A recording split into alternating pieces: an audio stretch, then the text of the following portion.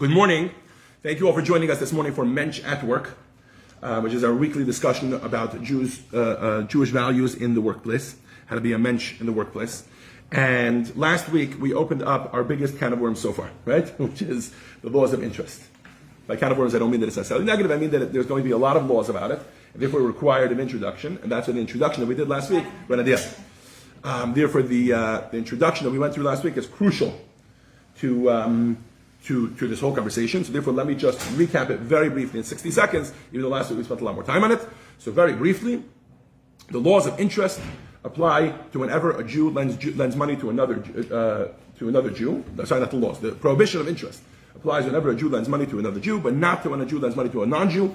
The reasons for this are because interest is considered from a Jewish perspective a fine thing to do in a business setting, but not when you are engaged in, because loans can be either a business move or a charity act.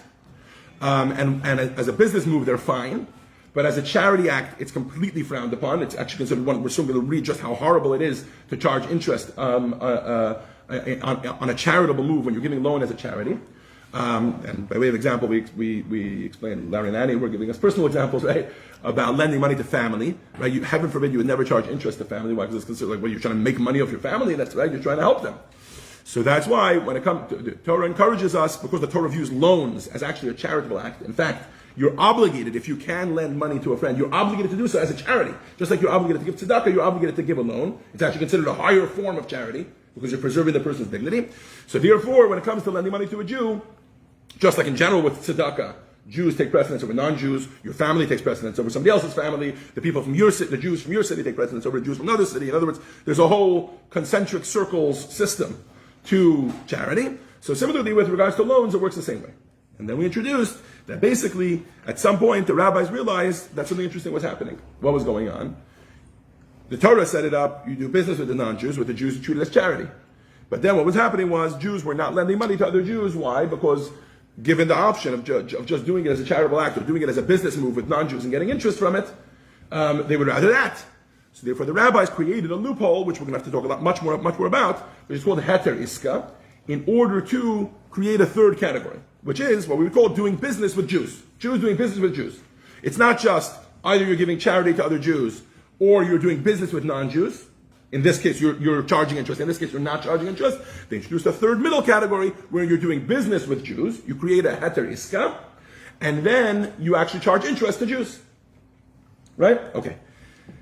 Having said all this, last week we ended off by explaining that the purpose of this, and indeed the reality of it, this was designed in such a way not to eliminate the first category, which is giving a charitable loan or interest-free loan to Jews, but rather to create another option, which is to be actually able to do business with Jews and make money off Jews with interest. Yes?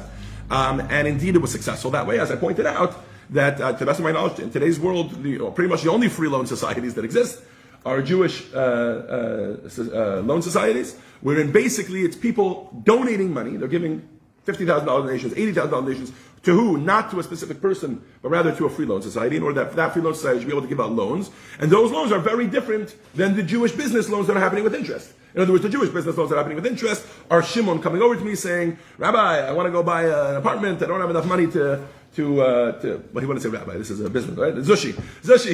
I want to go buy an apartment, but I can't afford $100,000 for the apartment. I want to go 50-50 with you, 50,000. I'll lend you, you lend me the money, whatever. And we go into a business deal, and then there's an interest involved in that deal, whatever it is. That's what that one looks like. The free loan societies look like Joyce coming over to me and saying, "Hey," in this case, Rabbi, right? Is there a free loan society at Chabad? I have to marry off my daughter, and I don't have enough money to do so, and I need another $10,000. I'm not desperate. I don't need this as a handout, but I need a loan, right? And me saying to her, "Don't worry, the community has a free loan society. People have given that money for this specific purpose. Here's $10,000. Just tell me when you're going to have it back. You give it back, no interest. Don't worry. It's just to get you from point A to point B." And then she gives the money back, and then we can do that for another Jew, etc. And these are two very different categories. The reason they're often conflated is because they're both called loans, right? But they're not both loans. They're very different types of loans. Okay. Having said all this, so let's talk about the laws of ribis, the laws of interest, or more importantly, starting off with the prohibition of interest. Again, the Hebrew word for interest is a ribis, R-I-B-B-I-S, or in the Sephardic pronunciation, ribit, R-I-B-B-I-T. Okay, so you're going to hear that word from me over and over again. It's different from gribbers. Very different from gribbness, which is like chicken fat that's been made crunchy, which is a delicious but very, very unhealthy Jewish snack. Correct? Yes, which probably comes from Jews being very poor. So in that way, ironically, it's related to ribbis. Okay, fine. Now you know why I'm paid the big bucks as a rabbi, because I can connect anything. Okay, all right. So the first paragraph that we are going to learn, the first seif, the Shulchan Aruch that we are going to learn, is basically going to be all about the prohibition of ribis. So what I want you to do is put on your hat for thinking about a loan as a charitable act. In this regard, there's a lot of harsh words about somebody who charges interest. Let's see them, shall we? Says the Shulchan Aruch. This is a line that people quote all the time to each other, and it's a very important line to remember, and you're going to love it. You ready? I'll translate it exactly as they translated it here. Because a person naturally desires and craves money. That is the nature of human beings. Why is it the nature of human beings? They don't desire and crave money, obviously. They desire and crave the lifestyle that money can afford them. And in today's society, money has that effect on people, which is you want more and more and more of it. And if you have an opportunity, you want to make more money. Therefore, in particular, it is more likely that a person will succumb and violate the prohibition against taking interest and other prohibitions involving financial matters. When it comes to interest, anytime a person is getting a loan, including those charitable loans, there's a little Yetzer Hara. What's that Yetzer Hara? Maybe I can make a couple bucks off this. I can feel like a good person and give this person a loan. And I can take advantage of them, right? Obviously, they don't tell themselves they're taking advantage. They just say, I'm still a good person because I'm giving them a loan, and they need the loan, and they need the money, and they want the money, and they know they're being charged interest, and they're still going to take it. That's as he's going to elaborate, right?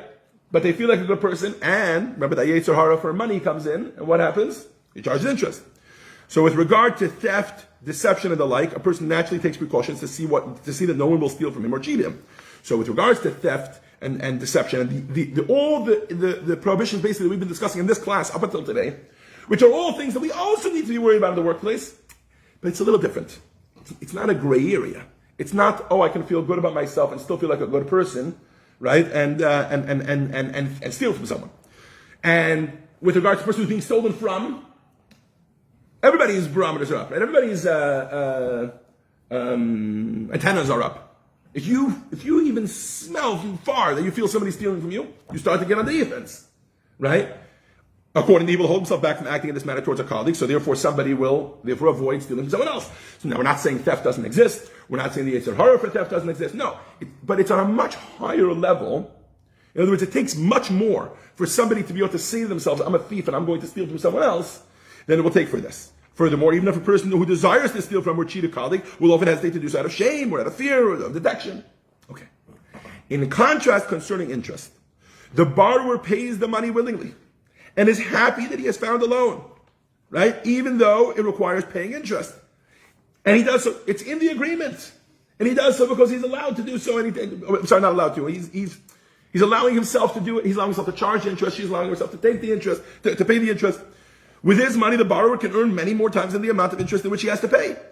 Therefore, it is very easy for a person to succumb to the temptation and violate this prohibition. For the above reasons, I want to talk more about that for a second. Why it's so easy to succumb to the temptation and violate this prohibition. I want to put it just in other words that Chassidus gives us. Same idea as what we've been saying till now, but the words that Chassidus gives us. Chassidus takes an even more righteous view of human beings. Chassidus' view of human beings that they are so righteous that they will not sin. If a Jew knew what it means to sin, he will not sin. If a Jew knew that sinning involves separating themselves from Hashem, they would never sin. So what brings a Jew to sin? So Chassidus quotes, and when I say Chassidus, in this specific instance, I think I'm quoting pretty much directly from Tanya, where Tanya quotes the Talmud, which says, this is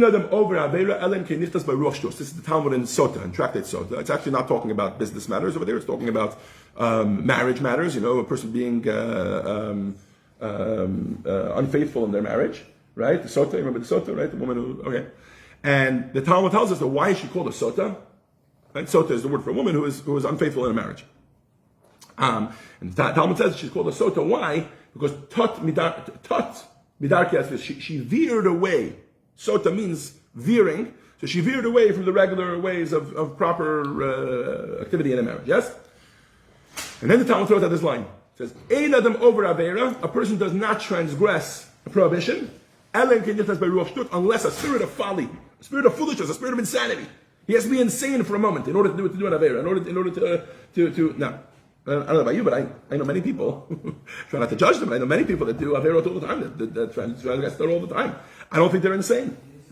And here the Talmud is applying the plea of insanity, right? The like they do when they come to court and somebody murdered somebody else. They're always insane somehow, right? Chassidus would agree. Chassidus says it's not possible for somebody to murder somebody else without them being insane. It's not possible for somebody to steal from somebody else without them being insane. What does it mean to be insane? Says Chassidus, because basically when a person is doing this particular act, they are convincing themselves that they are still connected to Hashem. They're still a good person while they do this. Okay? Now, sometimes, like for example, when it comes to murder, I think it's very hard for us to understand that. Okay, I get where Chassidus is coming from. Chassidus is saying, you have an neshama, you're connected to Hashem, really you're a righteous person, but you have to somehow convince yourself that you can still do this thing and be righteous. Okay, beautiful. When it comes to interest, I think based on what the Shulchan Aruch was just telling us, we can right away understand this. Well, what happens? The person basically puts themselves in a box where they are a righteous person. Now, I think they do that when they steal too. Nobody views themselves as a bad person. So even when they're stealing from somebody else, they're saying, maybe they're using the Robin Hood excuse. Oh, I'm stealing from him, but he has a massive company, he's a billionaire. So it's okay to steal from him and give it to a poor person. It's not true according to the Torah. You're not allowed to steal from anybody, right? But that's a little bit, even to himself, he's still calling it theft. He knows it's theft. Right? And so therefore, while it's a prohibition, the Torah doesn't take it as strictly. When it comes to charging interest to a Jew, in the context of you giving him tzedakah, that's a special type of situation. Why? Because the Torah encourages lending money. You're supposed to lend money to other people, right? Beautiful. Why? In fact, it's a mitzvah to lend money to other people. Why is it a mitzvah to lend money to other people? Because the other person needs the money. They need the loan. So you say to yourself, I'm the biggest tzaddik. What's the big deal if I make a little money off to the side? I'm a big tzaddik. I'm giving this person a loan. The person needs the loan. I'm being very transparent about it. They know the interest rate. They've agreed to the interest rate, etc. Right? Says the Torah, no. That's not the way it works. You don't do that to family. You don't do that to another Jew. Again, in the context of the charity type of loan, in the business type of a loan, we'll soon talk about it. And brother, that's why when we're going to learn about that rabbinic loophole, which I introduced last week, which is called Heter Iska, it's going to need certain parameters which basically identify it as business, as opposed to identifying it as a charitable act. But for now, let's stick with the category we're in right now. In the category of a charitable act, for you to charge interest is so horrible, says the Shulchan Aruch. Our Holy Torah refers to this prohibition very severely, mentioning it several times. And a person who lends money at interest, again, unless it's through that rabbinic loophole, which we'll discuss later, but if you're doing it in this context, violates 6 Torah prohibitions. He will not arise at the resurrection of the dead. As the Cheskel states, he gave money at interest and took an increase. Shall he live? He shall not live. A person who borrows at interest also violates 3 Torah prohibitions. Right? So this was, why did we say 6 and then 3? I didn't understand that. Give me a second. Oh, sorry. So the person who lends money at interest violates 6. And even the person who borrows money at interest, he violates 3 prohibitions. The scribe who writes the contract of the loan, the witness to it, and the guarantor each violate 1 prohibition as well. Similarly, a broker and anyone else who helped arrange the loan, for example, a person who informed the borrower of a potential lender, or one who informed the lender of a potential borrower, also violate a prohibition. So in all of these situations, anybody who's involved, it's considered like allergic. Don't touch it. Why? Because it's considered such a horrible thing to do. You're taking advantage of somebody who's in a situation where they need money. You're even being their savior, quote unquote, by giving them the money, but then you're actually bringing them into a further situation which is more horrible. So in other words, basically a loan, in a situation where somebody needs a loan in order to get by, a loan is like it's like nuclear energy. You know what I mean? You harness it in the right direction, it's the biggest mitzvah. We discussed last week that in the 8 levels of charity, the Rambam puts this one, I think, as number 2, if I remember correctly. The first one is offering them a job. The second one is a loan. Right? And then later on he gets into, whether it's anonymous, it's not anonymous, whatever, those are like the lower levels, right? When you're giving money directly. But in this situation he says, and then there's also, besides giving money, there's giving ready food, whatever, there's different levels of charity. But giving a loan, again, it's like nuclear energy. If you give it properly, no interest, and with a whole heart, and you actually allow it, so then not only are you helping them, you're helping them in a dignified way. They don't feel like they're taking money from you, they're borrowing the money from you, then they give it back to you. They feel like it was just a loan. In reality, it's not a loan, right? And again, we discussed this last week. Why is it not a loan? Because if I give $10,000 to someone as a loan without interest, I am losing money by giving that. I could be giving it to someone else and doing business with it and earning interest. So it actually is tzedakah. It's 100% tzedakah. It's considered in the context of the mitzvot of tzedakah, like just like hosting guests or visiting the sick or actually giving money to someone, a handout, right? All of that, a loan is also considered in that context, but it's one of the highest levels because it's done with such dignity, right? So that's the positive side of a loan, this type of a loan. But the nuclear energy element of it is that it can also be used just like nuclear energy for the most horrible things. Why? Because you just introduce interest and now you transform this from the most charitable act to the most greedy act. You're taking advantage of someone who's in need and is desperate for the money and cannot even say no to you. And then and not only that, it's like disguised. You're getting away with something so greedy and you're looking so righteous, right? Because the person's like, I'm so thankful to this person because they gave me charity, right? Because they gave me a loan, and it's 100% not. So I had a question. 1 second. Short question. Hold on. And to finish off this point, a person who succumbed to temptation and took interest is obligated to return it. So let's talk after the fact. Somebody did it. They're actually obligated to return it, unless the interest was given prior to the loan or after the loan, as explained in Law 6, which we'll get to in a moment. And when it comes to like a tactical fix, then it might not be reparable, as we'll see in a moment. Yes. Somebody asked me for $1,000. Yeah. As a charity? He need a loan. It is a loan. He'll give it back to me in a month. And this is a person. This is not a business move. This is a friend. It's a friend, and it's also he needs the money. Soldier. And he needs the money. It's not like he needed the money. Right. It's not a business venture. Problem with the bank. Right. There you go. Okay. I'll give it back to you in a month. Right. And then he can't call me a day later and says, "Can you give me more?" So I gave him another $1,500. So now I gave him $2,500. He said he's going to give it in a month. That was in 2024. Right. The value of the $2,500 in 2024 today. Exactly. There you go. Forget the fact that you could have invested it in another business, maybe into the stock market, and make some money. That's one thing. But forget that. The value has changed 2-3 years, especially the past 3 years, right? Money has become worth less. So if he ever gives me back the $2,500, which at one point, without trying to make him feel bad, I said, well, just give me $100 a month because I can't do it now. So I asked Chaim and he says, it's tzedakah. You may never get it back.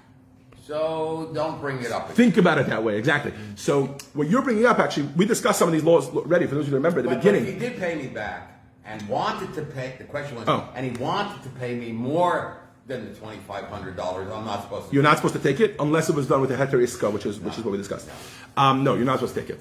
You're reminding me, actually, I just got a check in the mail. I got a check in the mail from my landlord. So for context, I'm with this landlord since 2019, I think, 2020, whatever. I was doing COVID already, so it was like the beginning of 2020. So what's that? 6 years now, right? Over 6 years. I got a check in the mail from my landlord. $3.78. All for the interest on the Pasadena government makes them pay interest on the security deposit that she's holding on. I see some of you have gotten this check before. And I'm looking at it and I'm like, 2 minutes can Tavis, don't do me any favors. You want to give me a break on rent? Give me a break on rent. Don't send me checks for $3.78. Anyways, and now I'm thinking, I remember talking to Gitti about this, like that $2,500 has been sitting there all this time, whatever, I don't know, $2,500, I don't remember, 3,000, whatever it is.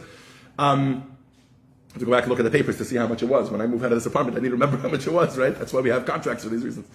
But Shimon's point is much more like the city of Pasadena tells them you have to send $3.78, right? Why? Because that's the interest, whatever it is. Meanwhile, the value of that, let's say it was $3,000. The value of that $3,000 has gone up way more than $3.78. It's probably worth $4,000 now, what I gave her back then. No, actually, the opposite. That means $2,500 is worth less now. Is worth much less. Right. So I'm saying, so she should really pay me $4,000 when she gives it back to me, or whatever, whatever the amount is. That's what I meant. Sorry, I'm sorry if I came out wrong. My mouth. 1 second. So, like this is the same point that you're saying, but in terms of Torah law, it's considered interest. Again, unless that's factored in at the beginning of the loan with the heter iska, etc., which we'll talk about later. Yes. I have a question because American. Hold on. Sorry, I know you started asking a question already. I thought there was one more point I wanted to make to Shimon, which is basically I think the point that Rabbi Enoch was trying to make to you, etc. Again, we discussed this last week when we divided the categories. That's exactly what we were trying to say. When you lend somebody, when me and Shimon enter a business, the business that we entered, 50,000 to 50,000, part of it is a loan because we're buying a house and we structured it in this way and that way, whatever, and therefore there's interest involved in it, which is a classic case of heter iska, where the rabbinic, obviously there has to be signed in a document that this is a heter iska, and then it would be allowed rabbinically. There's a clarity there. Like, what do you mean treat it as tzedakah? This loan is not tzedakah, this is an investment. By the way, in English we use different words. It's not even a loan, it's an investment. Right? Why? But when the bank lends you money, I hate to break it to you, the bank doesn't like you. Yeah. The bank is not your friend, and the bank is not doing this as a favor. Right? Which is why borrowing money from the bank, besides the fact that the bank is considered a non-Jewish entity, even if there are some Jewish investors, which is a whole different discussion we can get into, the bank is considered a non-Jewish entity, but even if the bank is 100% Jewish, which there are Jewish venture capitalists out there. When you take an investment from them, it's not considered a loan from a Torah perspective. There's a heter iska involved. Why? Because this is a business. The person's not doing it because they like you and they love you and they're trying to do you a favor. They're trying to make money together with you, which is fine if everybody's involved, everybody likes it. That's a beautiful, wonderful thing. The Torah is not against that kind of interest. But it has to be clear, which is why that language, imagine you had done that. Imagine this Israeli soldier had said to you, you want to invest in whatever, a little thing and you had to feel bad for him, he's a Israeli soldier, but you make a heter iska and you invest in his thing, whatever, and then you lose your $2,500. I don't think, and there was an agreement that he was going to give it back to you 2 years later with some interest. Whatever. I'm saying, let's say it was a business venture, right? Okay. And 2 years later, he's going to give it back to you with X amount of interest. Why? Because he's going to use it to build a business, and therefore and you made a heter iska and it was all out. Imagine Rabbi Enoch telling you after that, Shimon, it's charity. Just forget about it in your head. You're not even allowed to ask for it. That language doesn't apply in that situation because it's a very different. Even in English, we don't call it so much a loan as much as an investment. Even if it's structured as a loan, it's actually one of my favorite shows to watch is Shark Tank. Yeah. I'm assuming lots of Jews here, people like to watch Shark Tank, right? Not to lean into the stereotype, but right. So often, what you've seen? Often the deal starts off as I'm looking for X amount of investment and whatever, and then the sharks reply, "I'll give you X amount of investment, and X amount as a loan, and this amount of interest, etc." I know we use the same word, loan, but it's almost laughable to use that word as for the same word loan for what the Shark Tanks are doing, for the Sharks in the Tank are doing, versus the loan that Shimon just explained that he gave $1,000 or $2,500 in total to an Israeli soldier because he can't float from 1 month to the next. Using the same word is almost laughable. They're not both a loan, which is why in Torah they wouldn't both be called. One of them they both be called a loan, but one of them would be called a loan with heter iska. And what are the words heter iska means? It means an allowance for business. As we discussed, because the point was to allow business between Jews with interest, right? So it's a whole different category. Now, why do I say all this? Because I've always advised people, what degree you do this is your choice. But in terms of just practical psychological advice, when you give the type of loan we're discussing now, which is a charitable type of loan, ultimately in your head, to one degree or another, you have to be willing to say goodbye to the money. I would never say that if you invest in a company and they say they're going to give you back the money 2 years later. You don't have to say goodbye to your money. You can take the court if they don't pay you back, right? You pay, they were supposed to, and not only that, you can take the court for the interest. But when you're given this type of a loan, to one degree or another, and in my head I try to do it 100%. Hope I'm not opening myself up to people here asking me for loans, and then they're going to be like, oh, goodbye, you say goodbye. But in my head I say goodbye to it to one degree or another, 100%. I know it's possible I will not get this money back. And that's the price of doing this type of, not business, but this type of act of charity. Now, most likely you won't. What? Can I call it a lost loan and take it off my taxes in halach? That's a very interesting question. I don't know the answer. How it applies to taxes, which is dina de malchus dina, that the law of the land, like meaning you're saying, you're not asking me for an IRS question. You're asking me a halachic question about the IRS. In other words, halachically, where you're supposed to pay taxes halachically because you're supposed to listen to the law of the land. Yeah. Now he wants to halachically is allowed. I don't know the answer to that question, but it's very possible. Yes, I don't know the answer though. It wouldn't shock me if the answer is yes. And by the way, I don't know that you would need to wait until the money comes back. I think you can consider it charity from the get-go. If yes, but I don't know the answer to that question. It's a very interesting question. I wonder if anybody's even ever addressed it. He could have had a legal document. Yeah, I have a piece of paper with him signing that he's going to get it back to me in a month and how much it was. Right. So the question is if that basically makes that you cannot claim it as a deduction on your taxes. It's a very interesting question, by the way. I'll tell you something, Shimon. Not only don't I know the answer to your question, Off the top of my head, I can't even think of the right rabbi to ask the question to. Meaning, I would probably ask an accountant. But the question is, the accountant would get very confused because the accountant's like, it's a loan is a loan. I don't care if you're going to charge interest. That's your business. It's from a Jewish perspective, it's treated as charity. It's a very interesting question. Yes? This is a question because it does get a little funny if you exceed certain limits in tax law. Like a gift can go up. 100%. Yes. Right? Yes. So if I loan you $50,000, there is an imputed interest. Yes. So then the question becomes: Is that interest?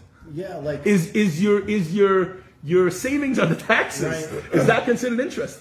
And then what if you're doing the charitable kind of, and then Well, where it's in kind? yeah, You mean an item? The first version of a charitable of a loan. Yeah, charitable loan. I give you $50,000 as a charitable loan. Above $19,000, I think, is the limit. It becomes, it's either a gift. You have to pay a gift tax on the Right. other end, but then it gets a little funny. It does get a little because funny. of all the 100%. land stuff. Yeah. 100%. Yeah. I don't know where that. It's a very good question. The more you think about it, and the more applications I can think of this law, Yeah. the more I realize that Shimon has a very interesting question. Yeah. And I don't know. I wonder if anybody ever dealt with it.